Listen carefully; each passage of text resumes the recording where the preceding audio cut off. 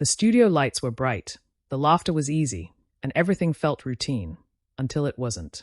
In a moment that unfolded live, without edits or second takes, one simple question shifted the energy of the entire room. What began as a light-hearted late-night interview slowly turned into something far more revealing. A pause, a glance, a subtle shift in tone. And suddenly, one of Hollywood's most celebrated stars seemed caught off guard. Subscribe to Prime Talk, hit like, and share your thoughts in the comments below. Because this wasn't just another celebrity appearance.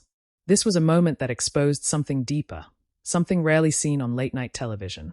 And for those watching closely, it raised a question that still lingers. What really happens when the pressure behind the spotlight becomes impossible to hide? By the time she walked onto the stage, she was already one of the most recognizable faces in Hollywood. Known for her versatility, her comedic timing, and her ability to disappear into any role, Emma Stone had built a career that balanced blockbuster success with critical acclaim. Audiences admired her authenticity. Directors trusted her instincts. And the industry, at large, saw her as both bankable and respected. But behind that polished image, there had always been hints, subtle, fleeting, of the weight that came with it all. On the other side of the desk sat Stephen Colbert, a host known for his intelligence, wit, and ability to navigate conversations that drifted beyond the surface. His interviews often carried a tone that felt more conversational than performative. He listened, he probed, and occasionally, he asked the kind of question that others avoided. That night, everything appeared to follow the usual rhythm. The audience applauded as Emma Stone entered, smiling, waving, settling comfortably into her chair. The opening exchange was warm, familiar. They joked about recent projects, shared light anecdotes, and leaned into the kind of playful chemistry viewers had come to expect from late-night television. There was laughter. There was ease. But there was also something else, something quieter, harder to define. As the conversation moved forward, it began to shift, almost imperceptibly at first. The jokes became slightly more pointed. The pauses between responses stretched just a fraction longer. And while nothing seemed out of place on the surface, there was an undercurrent that hinted at something building beneath. Because this wasn't just about promoting a film. It was about timing. It was about context. And it was about a question that, once asked, couldn't be taken back. In the months leading up to this appearance, conversations around Hollywood had started to change. The industry was evolving, audiences were becoming more aware, and the pressure on actors, especially those at the top, was being discussed more openly than ever before. Expectations weren't just about performance anymore. They were about image, responsibility, and the ability to constantly deliver under scrutiny. Emma Stone had navigated this landscape with remarkable composure. Publicly, she remained grounded. Interviews reflected thoughtfulness. She spoke candidly about her work, her process, and occasionally, the challenges of maintaining balance in an industry that rarely slows down. But live television is different. There are no edits, no second chances, no opportunity to reshape a moment once it unfolds. And that's what made this particular interview stand out. Because somewhere between the laughter and the conversation, the tone began to change in a way that couldn't be ignored. It wasn't abrupt. It wasn't dramatic. It was subtle, almost quiet. The kind of shift that only becomes clear in hindsight. Stephen Colbert leaned forward slightly, his expression thoughtful. The conversation had moved away from surface-level topics, edging closer to something more personal. Not invasive, but intentional. The kind of direction that suggests a deeper question is coming. Emma Stone listened, nodding, maintaining her composure. But there was a moment, brief, almost unnoticeable, where her expression shifted. A flicker of hesitation. A pause that lasted just a second longer than expected. And then, the question came. Not loud, not confrontational, but precise. It wasn't framed as an accusation. It wasn't designed to provoke. But it carried weight. The kind of weight that comes from asking something real, something that touches on the pressure behind the polished image. For a split second, the room seemed to hold its breath. The audience didn't react immediately. The usual rhythm of laughter and applause paused. And in that silence, something rare happened on live television. Emma Stone didn't respond right away. She smiled, slightly, but it didn't carry the same ease as before. Her posture remained composed, but there was a visible shift. A moment of processing, of choosing how to respond, not just to the question itself, but to what it represented. Because this wasn't just about answering. It was about revealing. And in that moment, the carefully maintained boundary between public persona and private reality felt thinner than ever. Stephen Colbert waited. He didn't interrupt. He didn't fill the silence. He allowed it to exist, giving the moment space to unfold naturally. And that's when it became clear. This interview was no longer following the script. What had started as a routine late-night appearance was becoming something else entirely. Something more honest, more uncomfortable, more real. For viewers at home, it might have seemed like a small moment, easy to miss if you weren't paying close attention. But for those who were, it stood out, because it revealed something that rarely surfaces in these settings: the human side of an industry built on performance. The question itself wasn't explosive, but the reaction was. And sometimes, that's where the truth lives, not in what's asked, but in how it's received. As the conversation continued, the tone never fully returned to what it had been at the beginning. The lightness was still there, but it was different now. More measured, more aware. And while the interview moved forward, that moment lingered. Unspoken, but present. Because once something real enters the conversation, it changes everything that follows. What exactly was asked? What made that moment so different from every other late-night interview? And why did it resonate long after the cameras stopped rolling? To understand that, you have to go back, before the stage, before the lights, before the moment itself. Because this wasn't just about one question. It was about everything that led up to it. In many ways, the stage had been set long before Emma Stone ever took her seat across from Stephen Colbert. Not through any single event, but through a gradual build, years of expectations, evolving industry standards, and a growing awareness of what it truly means to exist under constant public attention. By this point in her career, Emma Stone wasn't just an actress promoting a project.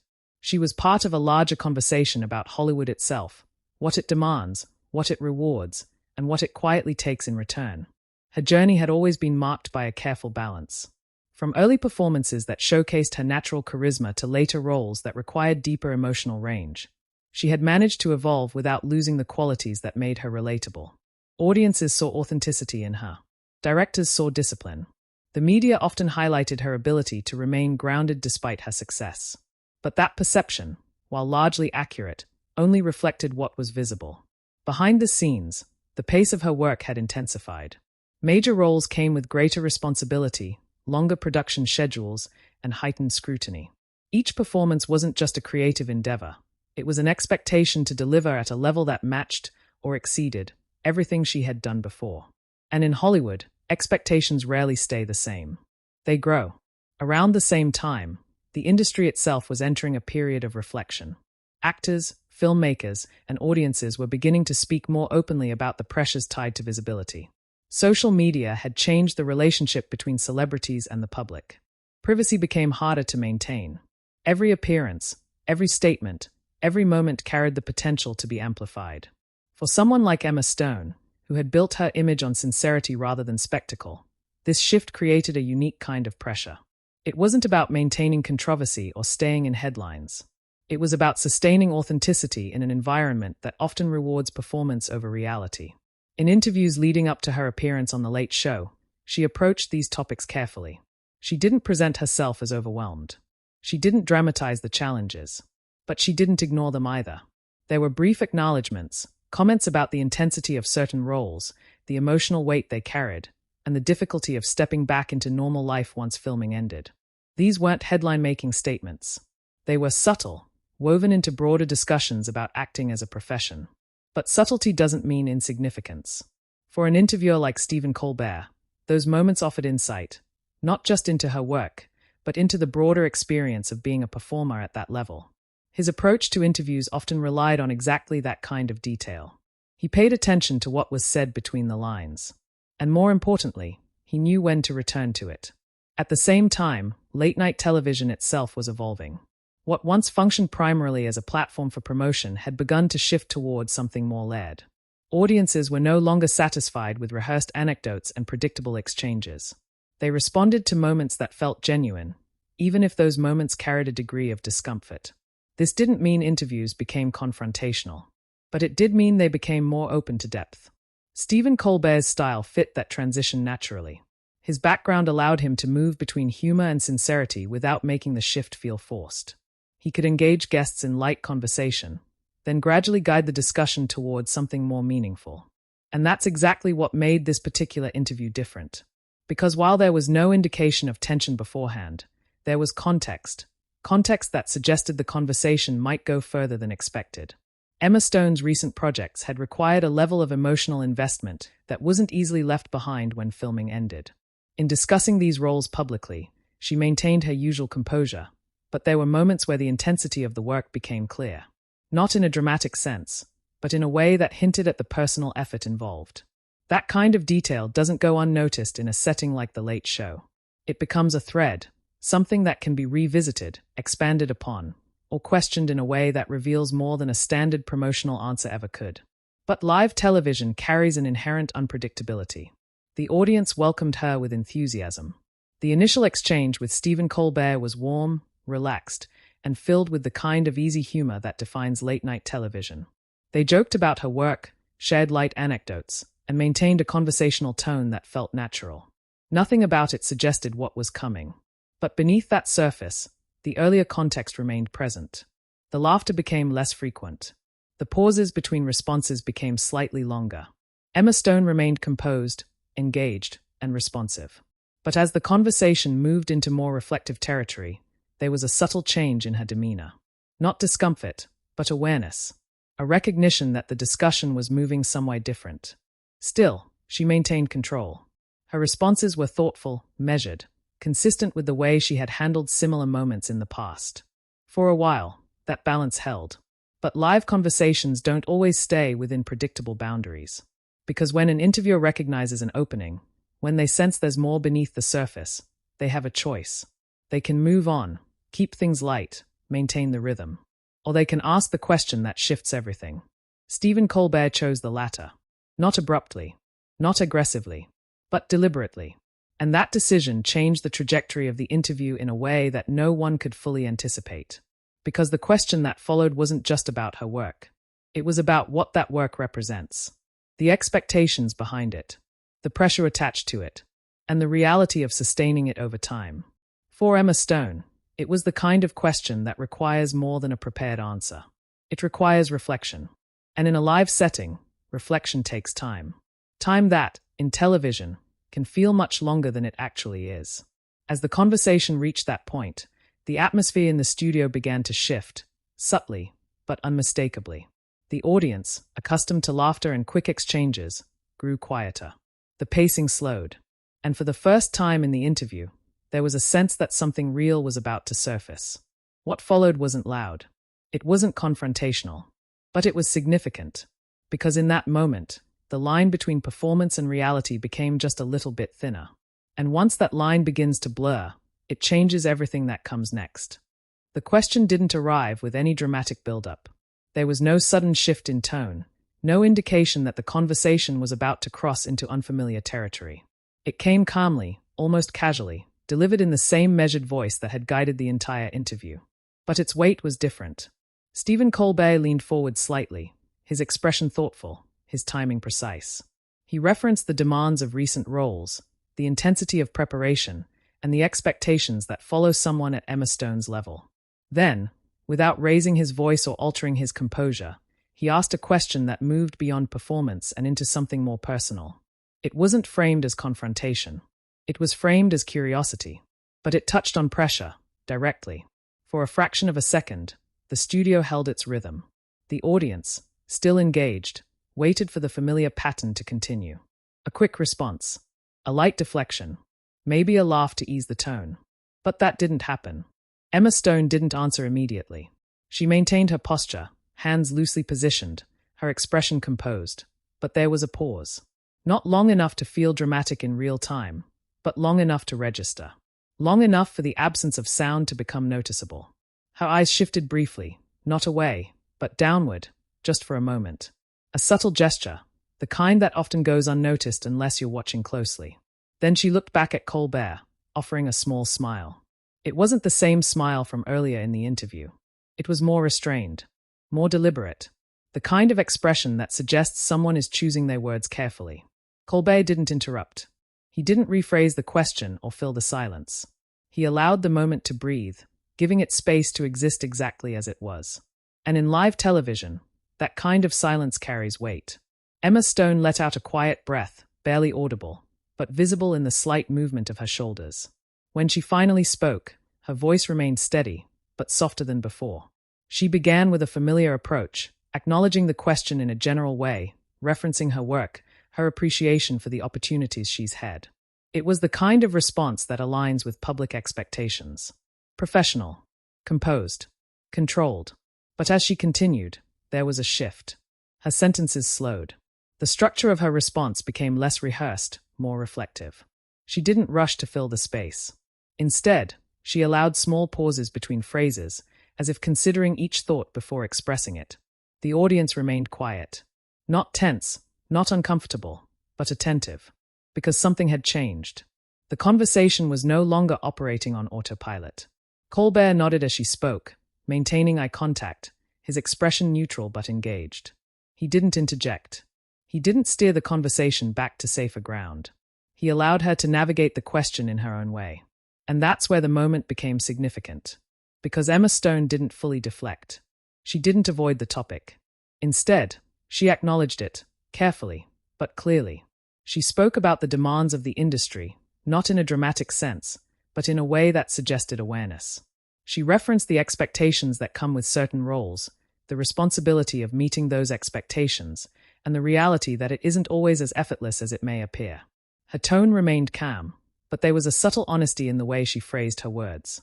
It wasn't a confession. It wasn't an emotional reveal. But it was real. And in a setting where responses are often polished and predictable, that kind of authenticity stands out. There was another pause, short, but noticeable. For a moment, it seemed like she might continue, expand further, go deeper into the topic. But she didn't. Instead, she shifted slightly in her seat, her posture adjusting just enough to signal a transition. Her expression softened, and she offered a small, almost self-aware smile, one that suggested she recognized the direction the conversation had taken. Colbert responded with a nod, acknowledging the answer without pressing further.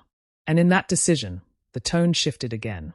He didn't follow up with a more direct question. He didn't push the conversation deeper into that space. Instead, he allowed it to settle, to exist as a moment rather than a turning point that needed to be extended. The audience responded, not with loud laughter, but with light applause.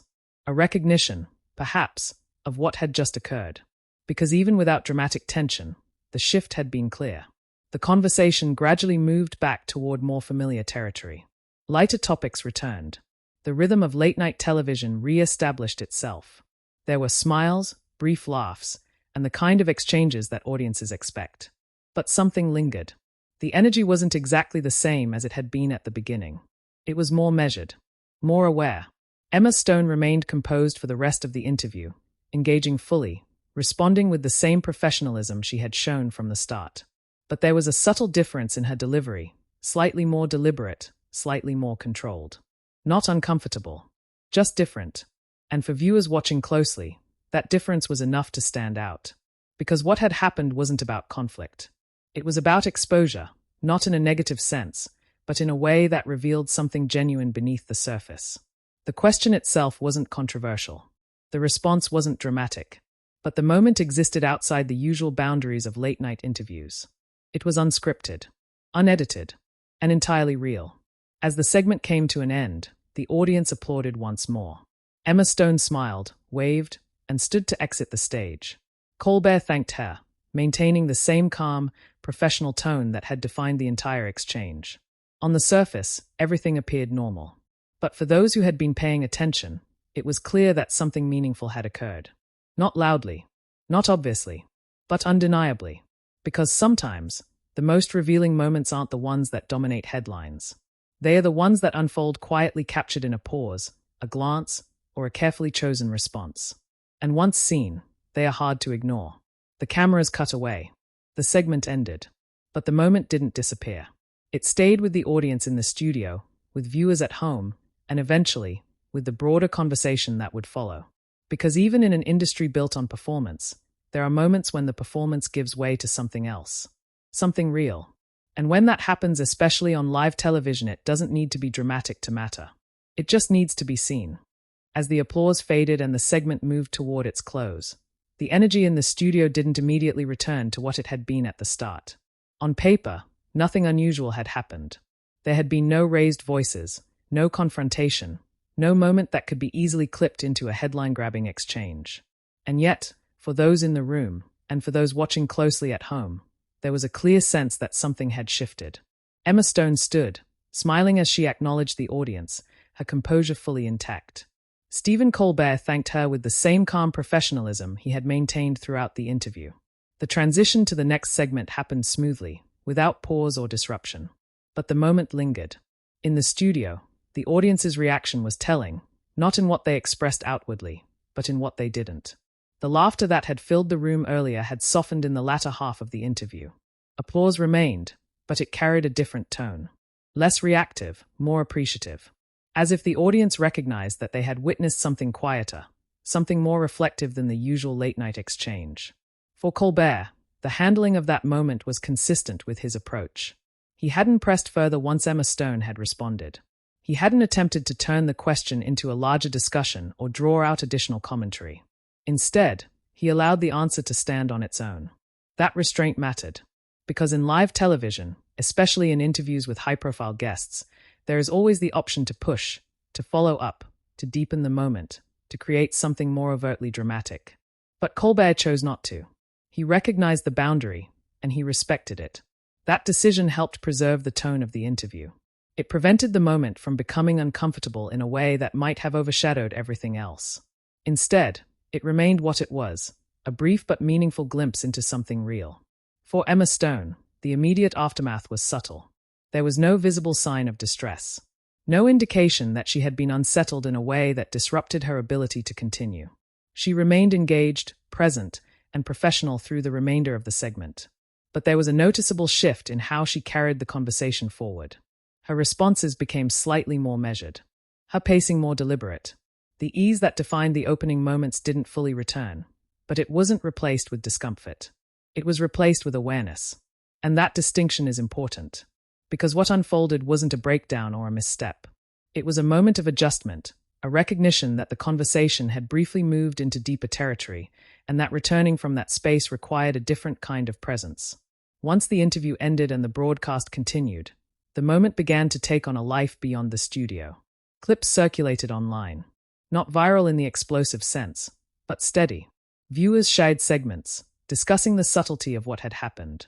There were no dramatic headlines, but there was conversation. People noted the pause. They noted the change in tone. They noted the way Emma Stone had responded, not by deflecting entirely, but by acknowledging the question without allowing it to define the rest of the interview. For many viewers, that balance stood out, because it reflected something rarely seen in that format, a moment where authenticity surfaced without being forced. Media coverage, when it referenced the interview, did so in measured terms. There was no narrative of conflict, no framing of the moment as controversy. Instead, it was often described as reflective, an example of how late-night interviews are evolving. And that evolution is significant. For decades, talk shows operated within a predictable structure. Guests arrived, promoted their work, shared rehearsed stories, and left. The goal was entertainment, not introspection. But audiences have changed. They respond to honesty, even in small doses. They notice when something feels genuine, when a moment breaks from expectation. This interview became part of that shift. Not because it was extreme, but because it was subtle. It demonstrated how a single question, delivered thoughtfully, received carefully, can alter the tone of an entire conversation without disrupting it. For Emma Stone, the long-term impact wasn't defined by that moment alone. Her career continued, her public image remained strong, and her reputation for professionalism and authenticity stayed intact. But moments like this contribute to perception in ways that aren't always immediate. They add depth. They remind audiences that behind the roles, behind the performances, there is a person navigating the same complexities that the industry is only beginning to acknowledge more openly. And for viewers, that realization matters. It creates a different kind of connection, one that isn't based solely on admiration, but on understanding. Stephen Colbert's role in that moment also reinforced his position as a host willing to engage with that depth, without crossing into exploitation. His ability to ask a meaningful question, then step back and allow the answer to exist, highlighted a balance that defines modern late-night television. It's not about exposing guests. It's about creating space. And sometimes, what emerges in that space is more impactful than anything scripted. Years from now, this interview may not be remembered as a defining controversy or a viral sensation. It doesn't fit that category, but it remains relevant for a different reason. Because it captured something honest. A moment where the polished surface of Hollywood briefly gave way to something more human. Not dramatically, not overwhelmingly, but just enough to be seen. And in an industry built on performance, those moments carry weight. They remind us that even in the most controlled environments, there is always the possibility of something real breaking through. If you found this breakdown insightful, subscribe to Prime Talk, like the video, share it with others, and let us know your thoughts in the comments below.